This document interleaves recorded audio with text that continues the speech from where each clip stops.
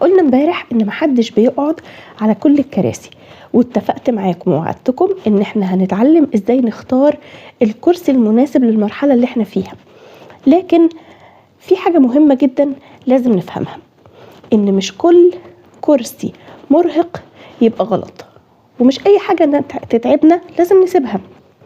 يعني مثلا في شغل ممكن يكون مرهق جدا بالنسبة لك، لكن حاليا هو اللي بيأمن لك مصدر دخل بفضل الله. ممكن يكون في مسؤولية كبيرة جدا انت مضطرة انك تتحمليها في الوقت ده. طب ازاي اعرف الكرسي اللي انا قاعدة عليه دلوقتي هل مناسب للمرحلة اللي انا فيها ولا لا؟ اسألي نفسك سؤال واحد هو اللي هيفرق لك، انا قاعدة هنا ليه؟ لو لقيت ان الاجابة هي الخوف، يبقى ده مش كرسي مناسب ليكي. يعني ايه الخوف؟